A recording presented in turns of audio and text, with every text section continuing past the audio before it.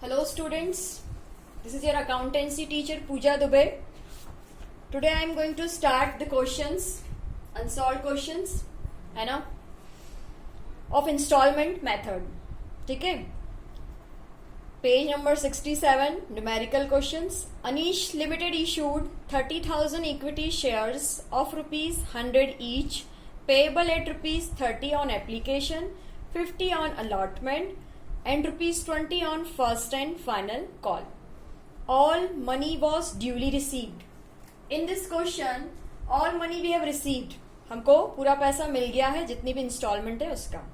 ठीक है, तो आप बोर्ड पे देखिए. Anish limited issued 30,000 equity shares, है ना, 100 ईच. ऑल मनी रिसीव्ड, एक शेयर है 100 रुपीज का और इशू कितने का किया है, शेयर्स कितने इशू किए हैं, 30,000, है ना. तो हमने इंस्टॉलमेंट पैसा मांगा है 30 on application, 50 on allotment, 20 on first and final call. Question में एक चीज ध्यान रखने की क्या है, तो आपको ये देखना है कि हमने कितना पब्लिक को इशू या ऑफर्ड किया है. दो वर्ड हमेशा याद रखिएगा, इशूड या ऑफर्ड. ठीक है, तो यहां लिखा है इशूड 30,000 इक्विटी शेयर्स.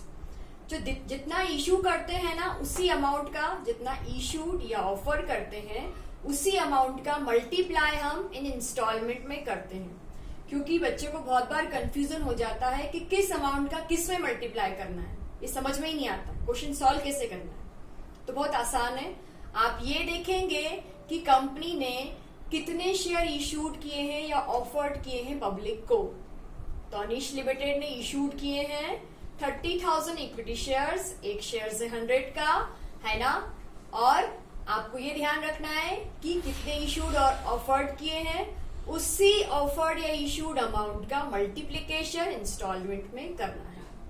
तो 100 रुपीज में पहला हमने एप्लीकेशन पे कितने पैसे मांगे, तो rupees 30 on application, 50 on allotment, 20 on first and final call. हमने एप्लीकेशन पे 30 रुपए मांगे हैं, अलॉटमेंट पे 50 और 20 फर्स्ट कॉल. टोटल देख लीजिएगा, टोटल कैसे है 100 शेयर, है ना. गेटिंग.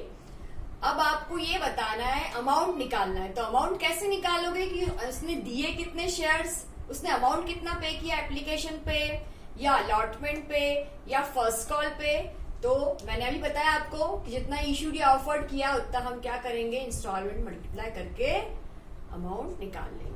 तो ऑन एप्लीकेशन 30,000 इंटू 30, जो कि एप्लीकेशन का अमाउंट निकला कितना, 9 lakh. On allotment 30,000 into 50, that is 15 lakh. Allotment में देखिए 50 रुपए, 30,000 का 50 से मल्टीप्लीकेशन 15 लाख.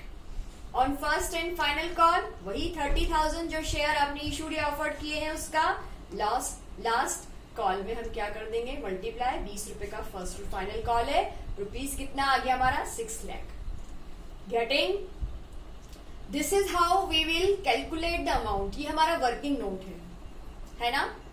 इसी अमाउंट को हम जर्नल एंट्रीज में क्या करेंगे, डेबिट और क्रेडिट कॉलम में लिखेंगे, पोस्ट करेंगे. ठीक है, बात समझ में आ गई. अब हम पोस्ट करेंगे जर्नल एंट्रीज में. तो journal entries of Anish limited, आप सिर्फ जर्नल एंट्रीज भी लिख सकते हैं, पर अगर नाम दिया है कंपनी का तो we have to mention it. Journal entries of Anish limited. मैंने पहले भी सिखाया था आपको कि हम जर्नल एंट्रीज में प्रॉपर कॉलम बनाएंगे और एंट्रीज पोस्ट करेंगे जब हम क्वेश्चन सॉल्व करेंगे, जैसा कि अभी कर रहे हैं. अगर क्वेश्चन में डेट दे के रखिए तो आप डेट प्रॉपर मेंशन करोगे, है ना. नहीं दे के रखिए तो डैश लगा दीजिए या 1 2 3 4 जैसे जर्नल एंट्री लिखते हैं नंबरिंग कर दीजिए, है ना. पर्टिकुलर्स के कॉलम में हम लिखेंगे journal entries, LF is empty only, debit में डेबिट और क्रेडिट में क्रेडिट जो अमाउंट आया है सेम. तो ये कॉलम मैंने यहाँ बनाए हैं, पर यहाँ मैंने नहीं बनाए हैं, पर आपको इस पर्टिकुलर्स के कॉलम में ही जर्नल एंट्रीज लिखना है. गेटिंग. बात समझ में आ रही है. इस पर्टिकुलर्स के कॉलम में ही आपको क्या लिखनी है, जर्नल एंट्रीज.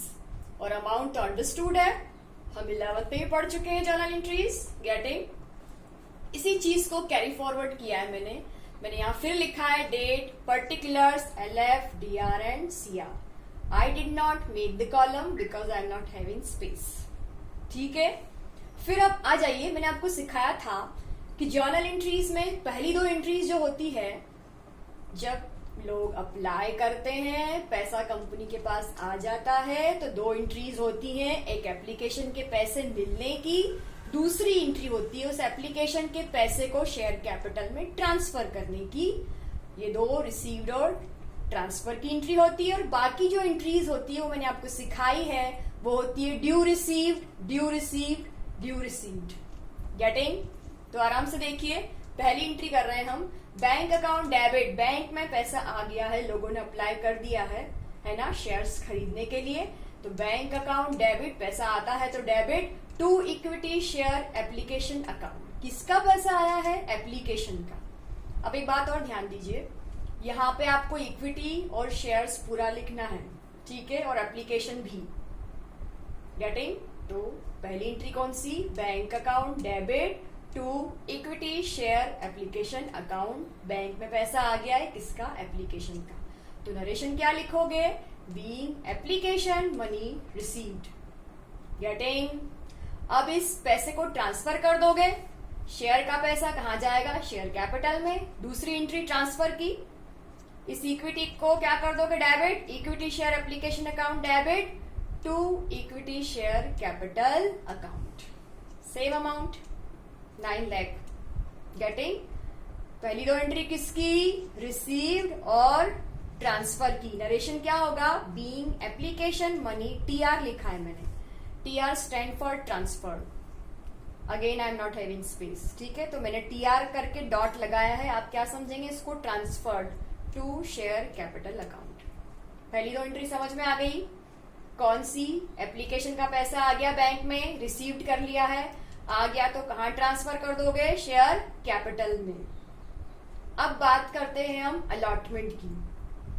ये 9 लाख कहां से है आपको पता है? हमने अभी लिखा, देखिए वर्किंग नोट में, on application 30,000 into 30, 9 lakh. Getting? Okay, go है। थर्ड एंट्री होगी equity share allotment account debit to equity share capital account. अब अलॉटमेंट की, जब हमने अलॉट किए शेयर्स, हमने कितने पैसे मांगे? 15 लाख। कहां से आ गए भाई? तो देखो 30,000 इंटू 50, 15 लाख। हमने पहले से वर्किंग नोट करके रखा। अब अगेन पहले क्या करोगे? अलॉटमेंट ड्यू करोगे, क्योंकि हमने कॉल किया है शेयर होल्डर्स को कि भैया पैसे दे दो। तो पहली एंट्री किसकी? ड्यू की। गेटिंग? हमने शेयर होल्डर्स को कॉल किया है कि भैया हमने आपको सिलेक्ट कर लिया है to distribute, to allot the shares, now you have to pay. तो हम पहली एंट्री किसकी करेंगे? ड्यू की। क्या है? Equity share allotment account debit to equity share capital account. Getting? Okay, move. अब जब शेयर होल्डर्स पेमेंट दे देंगे, है ना, तो एंट्री क्या होगी? बैंक में पैसा आ गया अलॉटमेंट का, bank account debit to equity share allotment account 15 lakh. Getting? पहली एंट्री ड्यू की, दूसरी एंट्री किसकी? रिसीव्ड की। बैंक में पैसा आ गया है, लोगों ने अलॉटमेंट पे कर दिया, being allotment money received. Getting? Similarly कुछ नहीं करना है, अगेन फर्स्ट और फाइनल कॉल ड्यू कर दोगे, फिर रिसीव्ड कर दोगे। देखो, equity share first and final call account debit to equity share capital account.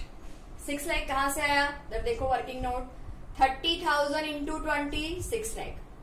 Getting? हमने पहले ही करके रखा था। तो फर्स्ट कॉल क्या कर दोगे? ड्यू। हमने फर्स्ट कॉल के समय फिर भैया बोला कि भैया फर्स्ट कॉल दे दीजिए, पेमेंट करो, तो हम जब बोलेंगे तो ड्यू कर देंगे। तो being first and final call money due. Getting? और जब पैसा आ जाएगा तो बैंक डेबिट कर दोगे। 6 एंट्री कौन सी? पैसा आ गया भाई, हमने पहले उनको कॉल किया कि फर्स्ट एंड फाइनल कॉल के पैसे दे दो, जब उन्होंने पे कर दिया तो एंट्री क्या होगी? Bank debit, bank account debit to equity share first and final call account 6 lakh, being share first and final call money received. Getting? बात समझ में आ गई? This is how we are going to pose the journal entries. आप कुछ नहीं करना है, बहुत सिंपल है ये चैप्टर। आपको सिर्फ जर्नल एंट्रीज लर्न करनी है, वो भी मैंने तरीका बता दिया है आपको कि पहली दो एंट्री किसकी? एप्लीकेशन की तो पैसा आता है एप्लीकेशन का, तो बैंक में जाता है, और वही पैसा फिर अब बैंक से कहाँ ट्रांसफर कर देते हैं? कैपिटल अकाउंट में। तो ये एंट्री कैसी होगी? दो एंट्री, रिसीव्ड और ट्रांसफर की। बाकी अलॉटमेंट से लेके फर्स्ट और फाइनल कॉल में हम कैसी एंट्री करते हैं? पहले ड्यू कर देते हैं, फिर रिसीव्ड कर देते हैं, फिर ड्यू कर देते हैं, फिर रिसीव्ड कर देते हैं। गेटिंग? फिर आपने सीखा कि किसमें किसका मल्टीप्लीकेशन करना है। तो बहुत सिंपल है, जितना आप इशूड या ऑफर्ड करते हैं पब्लिक को, उसका इंस्टॉलमेंट में मल्टीप्लाई कर देना, तो अमाउंट निकल जाएगा। उसी अमाउंट को पोस्ट कर देना, किसमें? डेबिट और क्रेडिट कॉलम में। Getting? Hope you understand. Thank you.